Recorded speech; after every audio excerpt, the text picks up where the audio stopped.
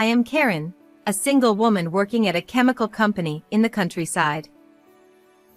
When people hear chemical, they are often surprised that I am a woman.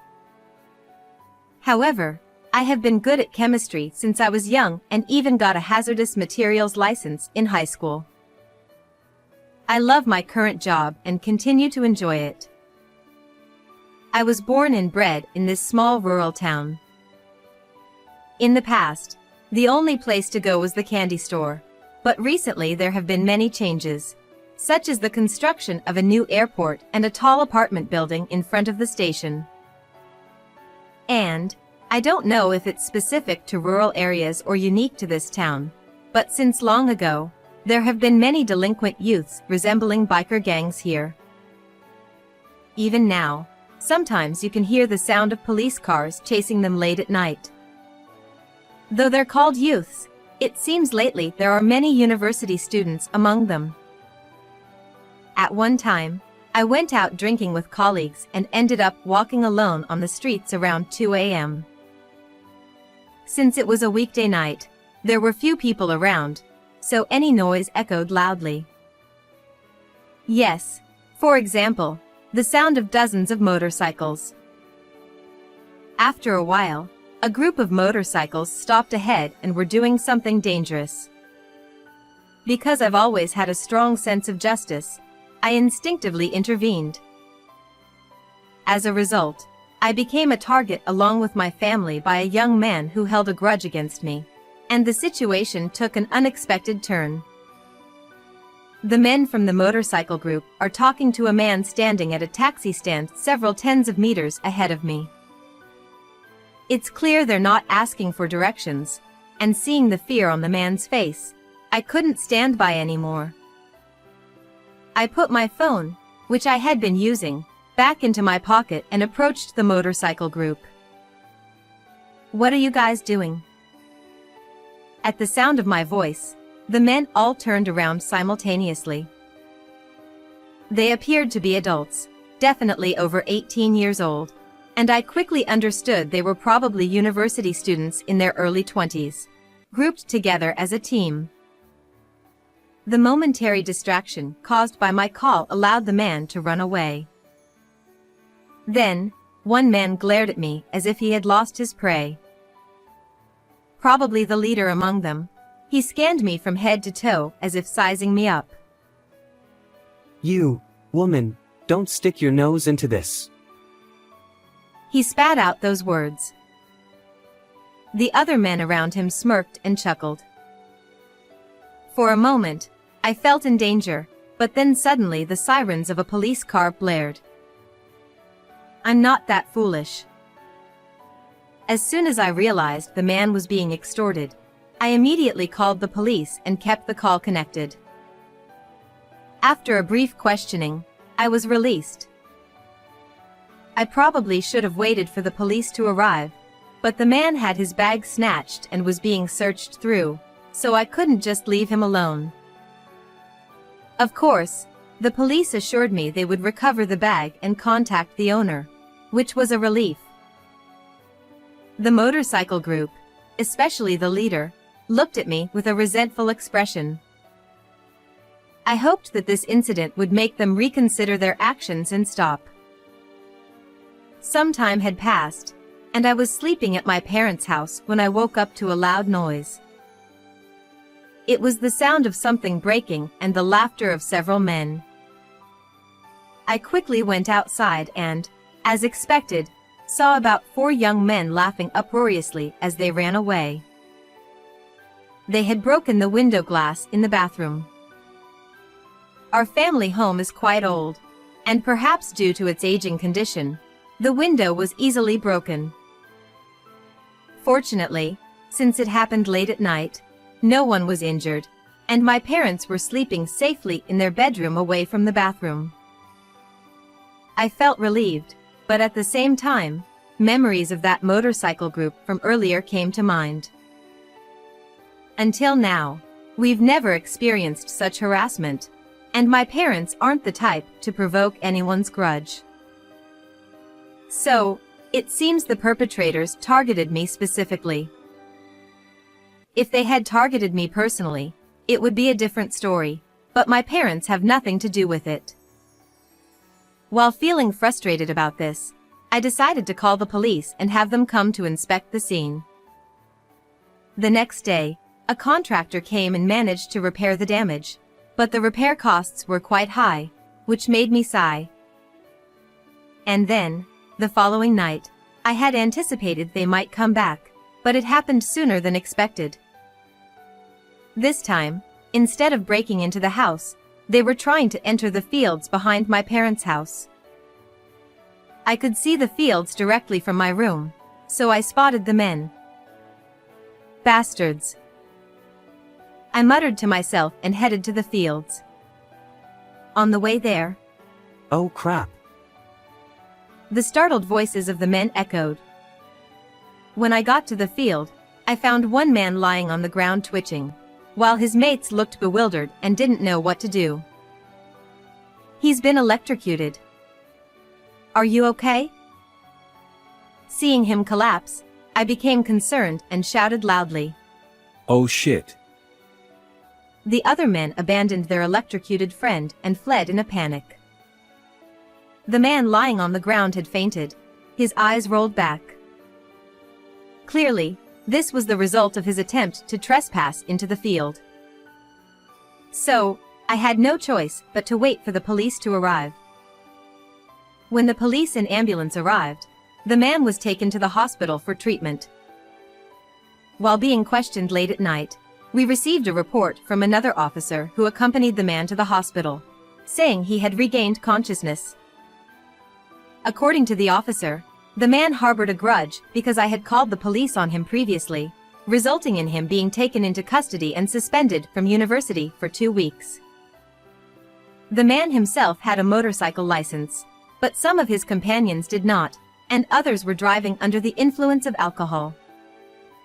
Because of these issues, he was suspended and, during his suspension, he investigated me, and even followed me on my way home from work. He confessed that upon discovering my parents grow high-end fruits in their field, he broke the window glass and attempted to steal the fruits to teach me a lesson. I sighed in disbelief at the absurd reason but never expected to be followed on my way home from work. Our nearest station only has a few people getting off in the evening, and there's only one entrance. So, if he ambushed and watched people coming out, he could immediately find me. I couldn't believe he would go to such lengths out of spite after facing consequences for his own wrongdoing. However, a few days after the incident, the man showed up at my house with his parents in tow. I expected him to apologize for breaking the window glass and trespassing, but instead, he made a shocking demand. Without any warning, the doorbell rang at my house. When I answered, I saw the leader from that incident standing there with his parents, all looking fierce. Confused about what was happening, the parents said, "You electrocuted our son. That's assault. We're demanding compensation." They caused a commotion. Huh? Wait, don't you know anything about what happened? Upon saying that, the parents briefly showed a puzzled expression. However, they immediately blamed me and the situation returned to how it was. Taken aback, I looked at the man. He laughed through his nose and sneered at me, sticking his tongue out. Apparently, when questioned by his parents about the suspension and the police contacting them, I was called a thief and pushed to an electric fence when I just wanted to buy fruits. Before that, I was just riding with friends, but we were called a motorcycle gang and reported to the police. He explained with nonsense. If I were his parent, I would realize it's odd to be suspended for 2 weeks, by being reported mistakenly. However, these parents, who clearly favor their son, seem to blindly believe his story. They've already hired a lawyer and are demanding an absurd $30,000 in compensation. The figure lacks any rational basis, And it's even questionable whether they've actually hired a lawyer. As I frowned and glared at the mother and son, the mother unexpectedly slapped me. If you don't pay, we'll take you to court. Just so you know, my grandfather is a well-known politician, and people like you from the countryside can be dealt with in an instant. She smirked proudly. My family and I should be the victim in this case. Why are we subjected to such mistreatment? There's a saying, like father, like son, which perfectly describes this parent and child. Perhaps, the parents had no common sense, so the child became like them. Let's strike a hard blow to this family, who boast rudely by taking advantage of the power of their politician grandfather. Well, prepare yourself. I won't hold back anymore. Rubbing my slapped cheek, I said, "Wow, this is quite swollen, isn't it? Isn't this assault?" Huh? I was just giving back the pain my son received, that's all. The mother retorted angrily with her face turned red. I don't see how it's fair that I should suffer the consequences of your son's actions when he got caught on that fence to begin with. Just so you know, it's your son's fault for getting caught on that fence, and he was trying to break into the fields to steal fruits. So why should I be the one to be blamed here? I said so. But, the parents still believed their son. Especially the mother. She refused to listen to anything I said. So, I invited them into the house to show them something. What I had to show them was footage from the time of the incident. The reason I had such footage is because my parents' house actually has many security cameras installed. My parents grow high-quality fruits for a living. Our fields were vandalized by thieves in the past, so we installed security cameras around the house and in the fields, as well as electric fences. I explained while showing them the footage of the day when those men attempted to trespass into our fields. Upon seeing the footage, even the parents couldn't deny the truth and got frozen. The man's expressions grew increasingly stern. Ignoring them, I showed them the footage from a few days before that day. This footage is from when we had a window in our bathroom broken. It's just a few days before your son got electrocuted, isn't it? Look, your son's face is clearly captured in the video. We were planning to claim the repair costs for this incident as well, so I'm glad you visited us here. I said with a sarcastic tone and chuckled, and then his parents started trembling. I thought they would finally realize their son's wrongdoing and scold him, but it didn't happen. Carrying such a strong current that can make people pass out is attempted murder. Then the son, who had been silent until then, chimed in. Yeah. It hurt like hell. If I hadn't been taken to the hospital, I might have died right there. He said dramatically. Upon seeing this, his parents hugged him tightly. Leader's mother, you must have been scared. They comforted him with these words. I was thinking about what rubbish sketch I was witnessing. That fence is merely for keeping animals away. Even if it carries current, it just crackles a bit loudly and it's not strong enough to cause a human to faint. As I calmly explained this, they got frozen.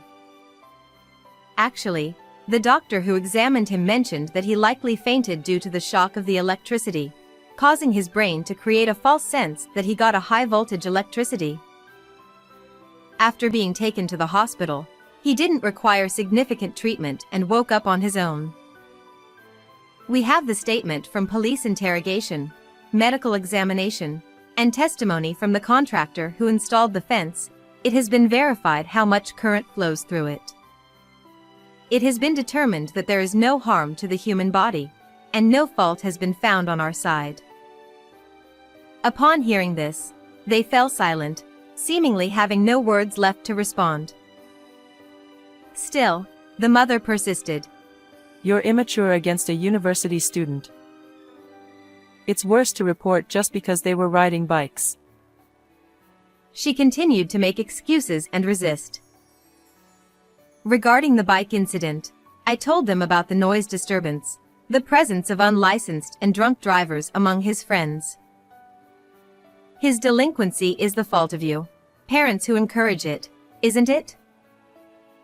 Upon saying that, they fell completely silent, not uttering a single word thereafter.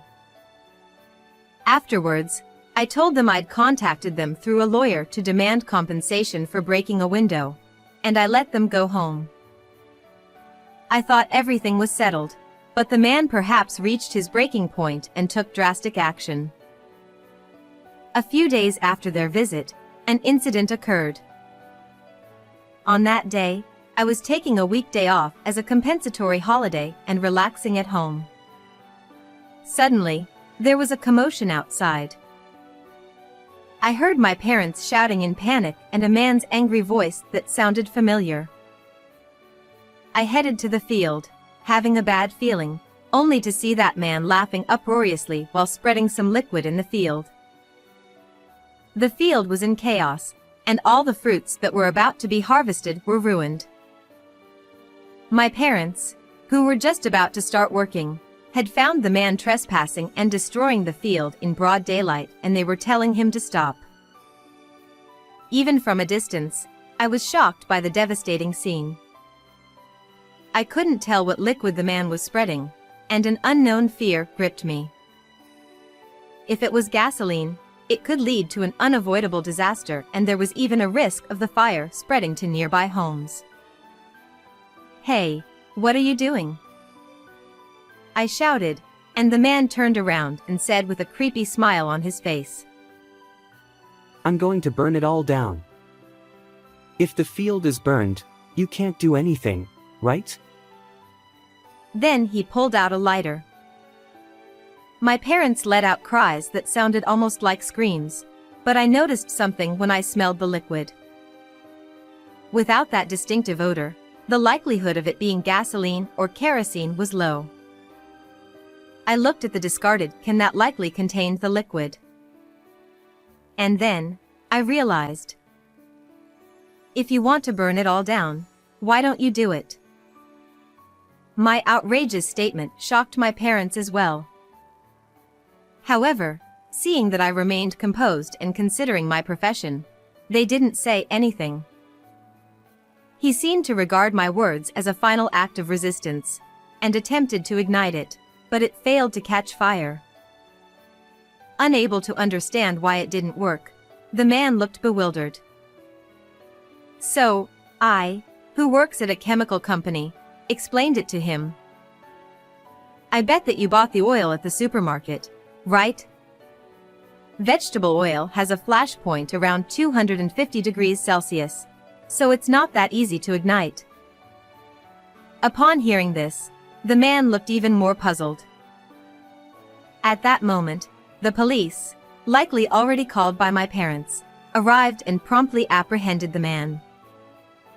He had resisted violently, resulting in his arrest for obstructing official duties. And then the man asked, "How did you know it wouldn't burn?" So I replied, "It's because that's my profession. Most people would think it would catch fire, but not me." With that, he looked frustrated as he was taken away to the police station. Afterwards, the man was charged with property damage. Due to the severity of the incident and the fact that it was a repeat offense despite previous warnings, he got convicted with a suspended sentence and was also expelled from his university. Moreover, if it's just compensating for broken window glass, it wouldn't cost much. However, if it's about damaging our field, it's a different story. It included the costs of restoring the field and compensating for the ruined fruits. Also, the covering of the damages for failing to deliver to the stores we had contracts with was added up. The total costs far exceed the arbitrary amount of $30,000 that the man's parents proposed to me. When my lawyer showed them the legal documents detailing the damages and compensation, Those parents were reportedly shocked and taken aback. After being expelled from university and returning home, the man apparently worked tirelessly day and night to repay the damages his parents had covered. Besides, his politician grandfather decided to sever ties with that family, considering his own dignity. Their relationship was probably superficial. As for me, I have been living in relief and enjoying the peace I finally got back. Since then, I've noticed fewer sightings of motorcycle gangs, which has made life more peaceful. I didn't have any hobbies, so my only enjoyment was going out drinking. When I attended a gathering organized by my friends, I met the love of my life. After dating for 2 years, we got married. I don't have any knowledge of growing fruits, but it turns out his family runs a farm. Being the second son and not planning to inherit the family farm anyway, he agreed to live with my family. My parents are delighted to have a successor son-in-law. Now that the field has been restored, I'd like to support my family business from now on.